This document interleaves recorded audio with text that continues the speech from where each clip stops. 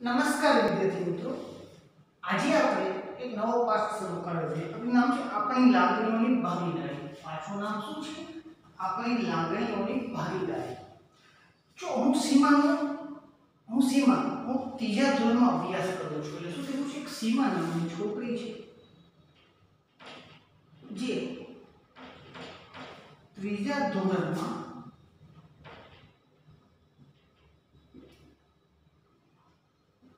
અભ્યાસ કરે છે. મને શાળાએથી પાછા આવીને ઘરમાં બે માણસો સાથે વાત કરી ગમે તેઓને મારી વાતમાં મજા પડે છે. શું કહે છે? શાળાએથી હું પાછી આવું છું ને, બે વ્યક્તિઓ એવા છે જેને મારી સાથે વાત કરી ગમે છે. પહેલા વ્યક્તિ મારા દાદા અને હંમેશા મને સાંભળવા ઉત્સુક હોય છે. હું શાળાએથી આવું તેથી તેઓ રાહ જોઈને બેઠા હોય છે. એક છે મારા દાદા જે મારી રાહ જોઈને બેઠા હોય છે.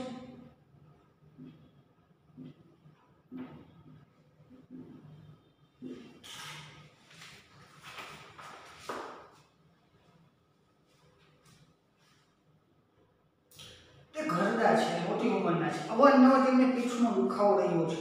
મારા દાદી સરખું જોઈ કે સાંભળી શકતા નથી. રોજ સવારમાં મારા પિતાજી તેમને માટેથી મોટી સમાચાર વાંચી સંભળાવે છે. તે બાકીના બધા કામ જાતે કરે છે. જો કોઈ તેમને મદદ કરવાનો પ્રયત્ન કરે દાદીના નારાજ થઈ જાય છે. કેમ કે શાકભાજી સમારવા દાદીને પસંદ છે.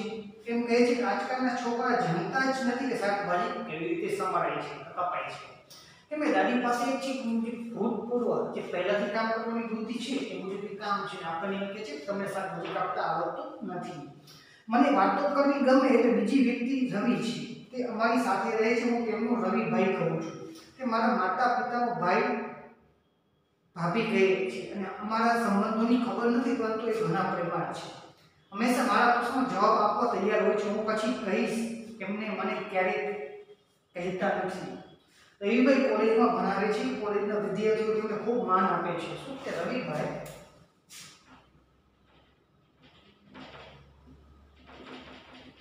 કોલેજમાં ભણાવે છે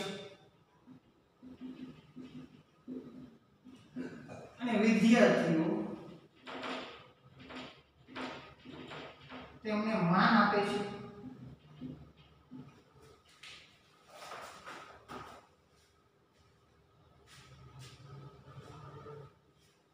રવિભાઈને સંગીત સાંભળવું ખૂબ ગમે છે અને નાટકોમાં પણ ભાગ લે છે. રવિભાઈ છે ને, રવિભાઈ એ સંગીત સાંભળવું ગમે છે.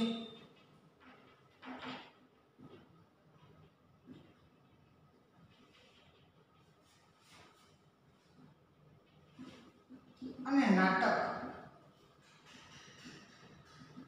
કરવું ગમે છે.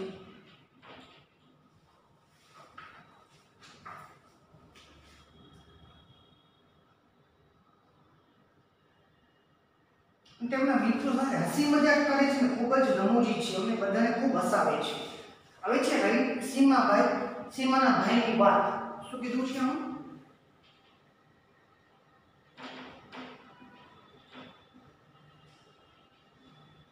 સીમાના ભાઈની વાત. મારા ભાઈ જ્યારે બહાર જાય તે સફેદ લાગણી રાખે છે. તેમને ઘરમાં ફરવા જોઈ કોઈ કહી શકે નહીં, તેઓ જોઈ શકતા નથી.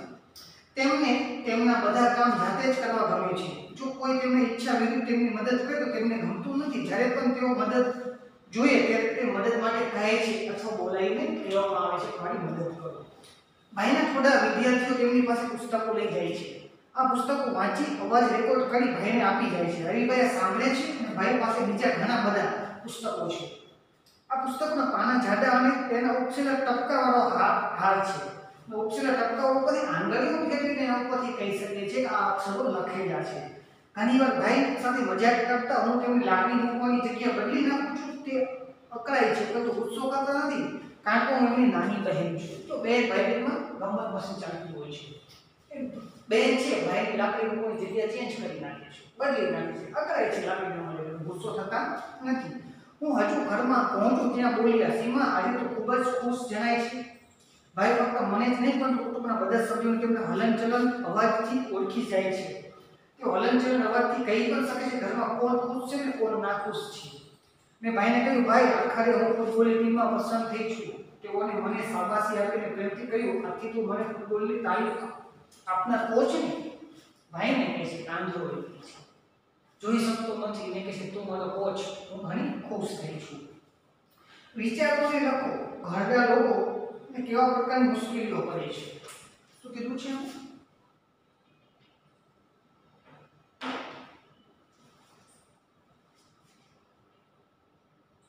ઘડપણના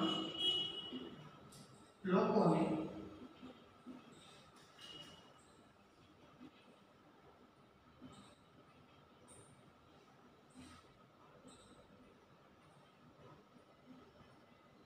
કેવા પ્રકારની મુશ્કેલીઓ પડે છે.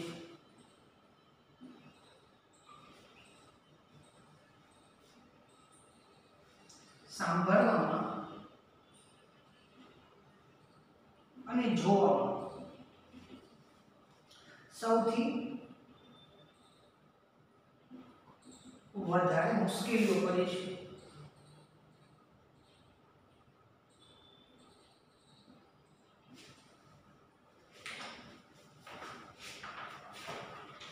રવિભાઈ ઘણી બધી વસ્તુઓ જોયા વગર કેવી રીતે જાણી જાય છે? ક્વેશ્ચન તો રવિભાઈ જોયા વિના ઘણી વસ્તુઓને જોયા વગર કેવી રીતે જાણી લે છે?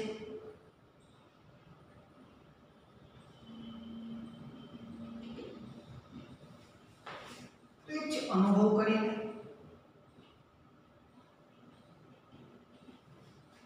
લાકડી વડે, ગંધ વડે જાણી શકાય છે. પછી વિદ્યાર્થી બીજો પ્રશ્ન, તમને ક્યારે લાકડીની જરૂર પડે છે? ક્યારે? એ પ્રશ્ન તમારે જાતે લખવાનો છે.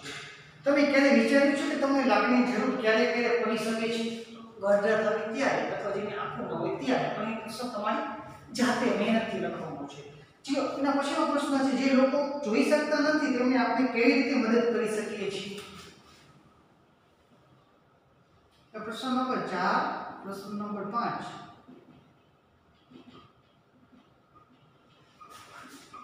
જાતે લખવાના છે. હવે આવશે પ્રશ્ન નંબર 6, જે લોકો જોઈ શકતા નથી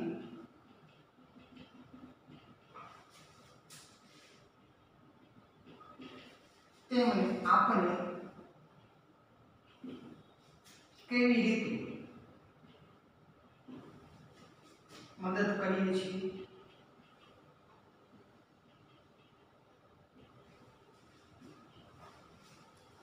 એક તો રોડ ક્રોસ કરાવી,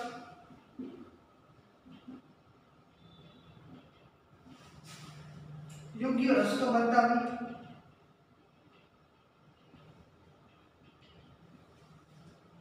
પુસ્તકોને છાપું વાંચી સંભળાવી,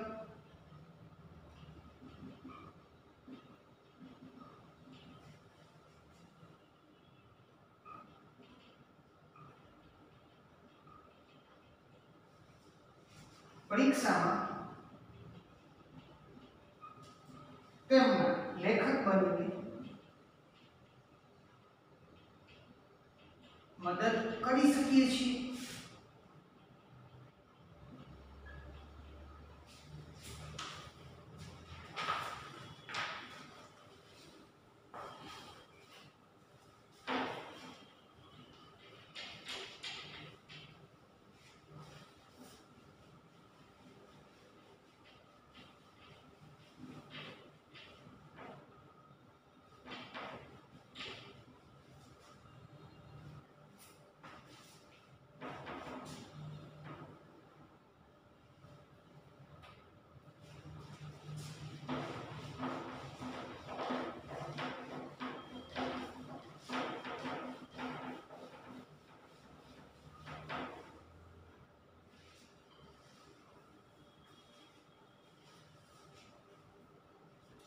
યાદ કરો ને કહો. યાદ કરો ને કહો. શું તમારા કુટુંબમાં સભ્યો કોઈ એવી વ્યક્તિ છે જે સાંભળી, બોલી કે જોઈ શકતા ન હોય? આવી વ્યક્તિઓ તમને જાણો છો? તમને એમને કામમાં કઈ રીતે મદદ કરો છો? એ તમારે તમારી અનુકૂળતા મુજબનો જવાબ આપીને લખવાનું છે. આખે પાટા રોજના કોઈ વ્યક્તિને રમત રમવાનું કીધું છે કે વિદ્યાર્થી મિત્રો છે એક તો આખે પાટો બાંધી દેવાનો અને વડા પછી દરેક વિદ્યાર્થી વ્યક્તિને અડવાનું અને એને ગ્રેસ સાબિત કરવાનું છે મને કયા વિદ્યાર્થીઓ અડીઓ છે, પહેલો અડીઓ, બીજો અડીઓ, ત્રીજો કોણ જોવાનું છે. ચર્ચા કરો કે કોઈ વિદ્યાર્થીઓ સ્પષ્ટ છે ખાલી અડવાથી ઓળખી શકાય છે, બીજું સ્મેલ ગંધ ઉપરથી ઓળખી શકાય છે, ત્રીજું કોઈના અવાજ ઉપરથી ઓળખી શકાય છે અથવા ચોથું રંગો આકાર ઉપરથી ઓળખી શકીએ છીએ. તો એનું અનુમાન કરવાનું છે. તો બીજું છે તમારા મોંમાં કેટલા દાંત છે તો આપણે ગણવા પડે વિદ્યાર્થી મિત્રો. વર્ગમાં કયો બાળક સૌથી વધારે દાંત ધરાવે છે તો બધાના દાંતની ગણતરી પછીનો જવાબ આપી શકાય છે.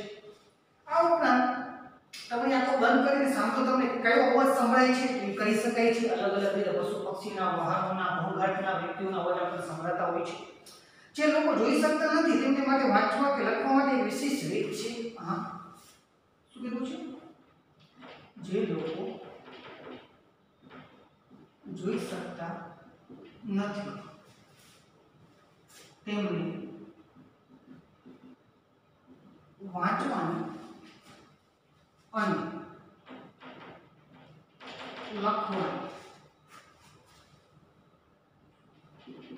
એક વિશેષ રીત છે જેને બ્રેલ લિપિ તરીકે ઓળખવામાં આવે છે.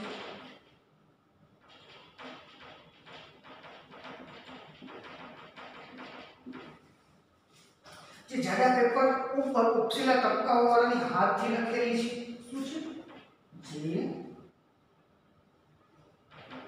જાડા પેપર ઉપર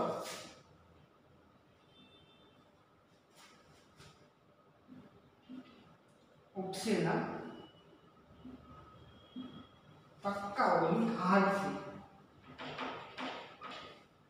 લખેલી છે. બેલ લિપિ ઉપસી ટપકા ઉપર આંગળીઓ ફેરવીને વાંચવામાં આવે છે. શું કીધું છે? બેલ લિપિ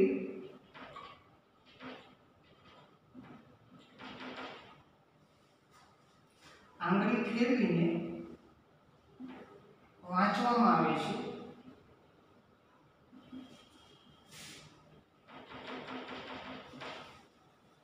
આટલું જ કરો. જોયા વગર આકાર ઓળખવાની સરળ છે કે મુશ્કેલ? તો જોયા વગર આકાર ઓળખવો મુશ્કેલ છે કેમ કે આપણી ચોપડીમાં ઉપસેલા અક્ષરો નથી, નીચા અક્ષરો હોય છે એટલા માટે.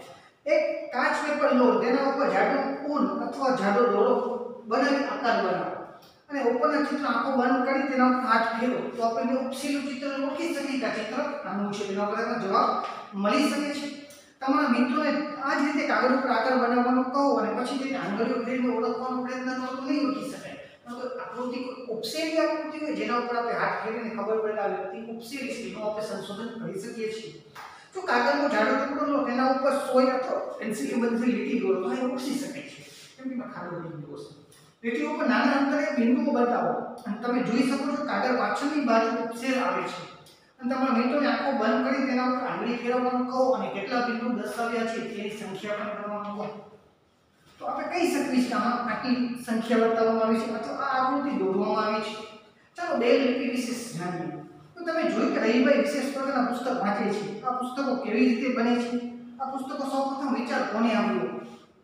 આપણે તેના વિશે જાણીએ.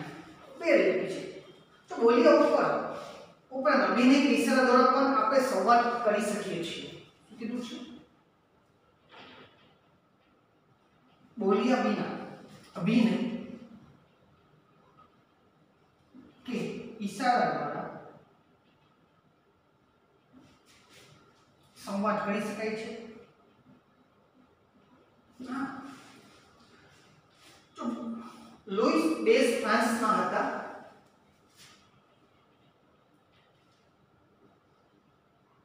લુઈસ બે ફ્રાન્સના હતા. તેઓ જે 3 વર્ષના હતા તે તેના પિતાજીના ઓજાર સાથે રમત રમતા એકાએક કોઈ અણીદાર સાધન તેની આંખોને વાગ્યું. પિતાજીના ઓજાર આંખમાં વાગવાથી તેમને પોતાની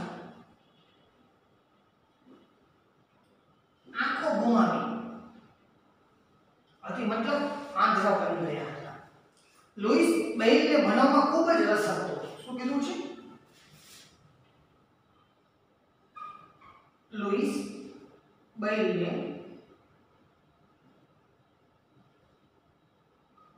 ભણવામાં રસ હતો, ભણવું ગમતું હતું, દેખાતું ન હતું, છતાંય તેમને હાર ન માની તેઓ વાંચવા અને લખવા માટે અલગ અલગ રીતો વિચારતા હતા.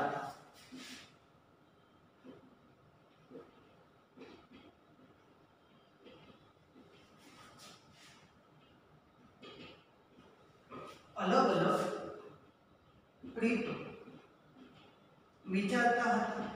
કેમ? વાંચવાનો શોખ હતો એટલા માટે. તેઓને જણાવ્યું કે સ્પર્શ અને અનુભવથી વાંચી શકાય છે. તેમને લાગ્યું કે સ્પર્શ અને અનુભવ દ્વારા વાંચી શકાય છે.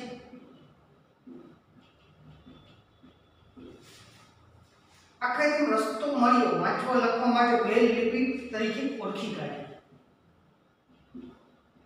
તેમણે વાંચવા લખવા માટે બ્રેઇલ લિપિની શોધ કરી. આ કાગળની લિપિમાં જાડા કાગળ ઉપર ઉછેલા ટપકાઓની હાર બનાવવામાં આવે. શું કીધું છે? જાડા કાગળ ઉપર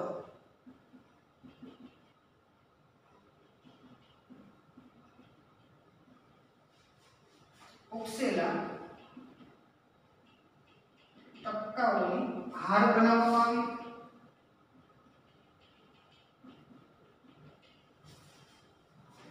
અને તેને આંગળી ફેરવીને વાંચી શકાય છે. તેના ઉપર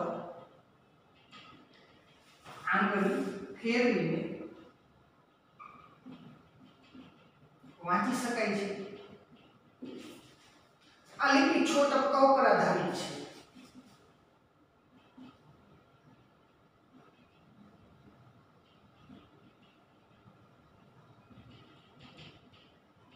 લિપિ 6 ટપકાઓ પર આધારિત છે.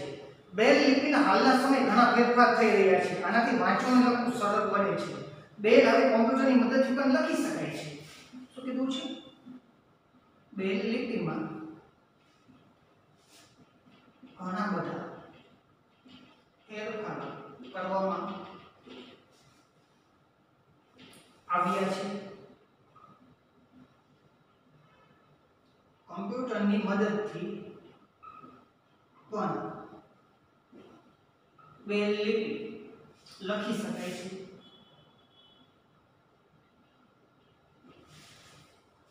તો એને જોયું એક એવો વ્યક્તિ છે જે પિતાના હથિયાર વડે પોતાની આંખો ગુમાવી દીધા પછી પણ એ હાર્યો નહીં. એ તો ભણવાનો શોખ જ હતો એટલે મને આંધળો હોવા છતાં વાંચવા લખવા માટે અલગ અલગ રીત કાઢ્યો. કઈ જોયું સ્પર્શથી અથવા અનુભવ કરીને બધું જાણી શકાય છે. એટલે આપણે ટપકાઓની રીત અપનાવી. એના બ્રેઇલ લિપિ કેવી છે એના જ નામ ઉપરથી બ્રેઇલ લિપિ એ વૈજ્ઞાનિક છે લુઈસ બ્રેઇલ. બ્રેઇલના ઉપરથી બ્રેઇલ લિપિની શોધ થઈ. એમ કહેવામાં આવે છે કે અત્યારે ઘણા બધા આધુનિક સુધારા સાથે કોમ્પ્યુટર ઉપર પણ લખી શકાય છે. તો વિદ્યાર્થી મિત્રો આ પાઠને આપણે વિરામ આપ્યું છે. નમસ્તે અસ્તુ.